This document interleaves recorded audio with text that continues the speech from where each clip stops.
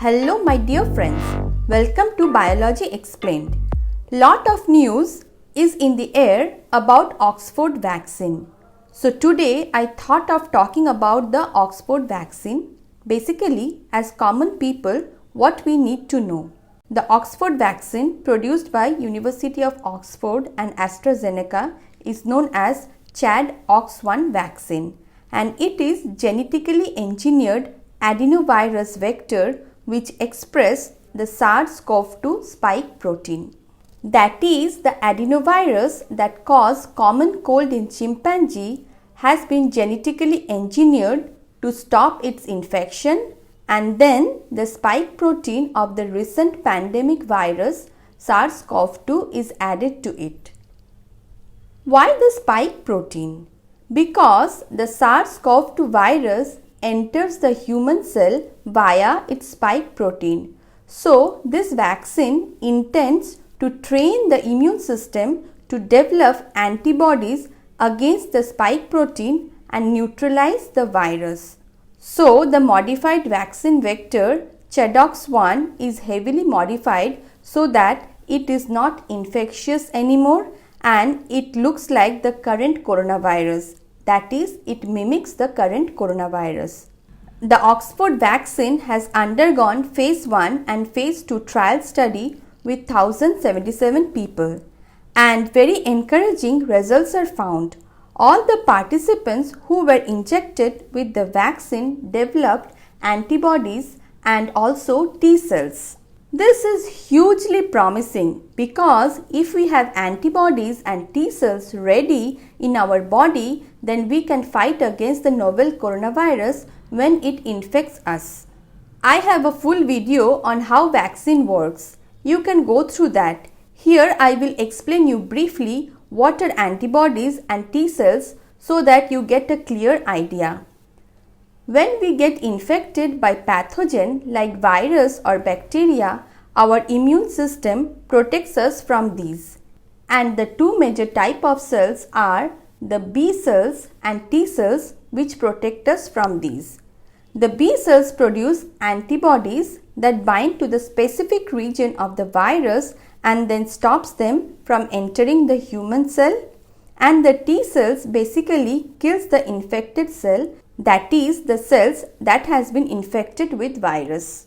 Another type of T cell are present that help in maturation of B cells which ultimately produce antibodies. Now once an invader has arrived, the immune system will try to neutralize the pathogen. At the same time, it will keep a memory of the invader. So, if the invader again attacks in the future, the immune system will act fast as it knows what to produce and how to kill. So, basically, vaccine trains the immune system to recognize its invader and keep a memory of it. So, the Oxford vaccine had both antibodies and the T cells. The T cells were found to peak at 14 days after vaccination and the antibody peaked at 28 days post vaccination. However, we do not know how long they are going to last. Now, one of the key question is the vaccine safe? So, this vaccine was found to be safe with milder side effects like fatigue, feverish feeling, headache, muscle ache. However, they could be controlled by paracetamol. So, there is no severe or dangerous side effect. So, the vaccine is found to be safe and invoke immune response, which are primary criteria for vaccine development. So, what next? Till now, we know that the vaccine is safe, but we do not have any idea about whether it can prevent people from becoming ill or lessen the symptoms when they have COVID-19. For the next phase, 10,000 people from UK will participate in the trial, and the large trial will be conducted in US with 30,000 people, and 2,000 people from South Africa and 5,000 people from Brazil will also participate in the next phase of the trial.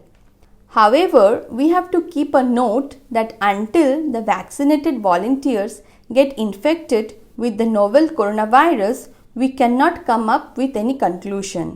And that is the reason vaccine takes so many years for development.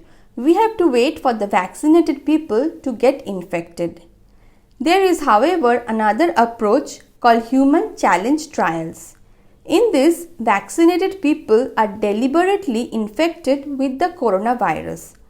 However, there are a lot of ethical concerns as there is no treatment for COVID-19 till date. So, it's still under debate whether challenge trials will be conducted or not.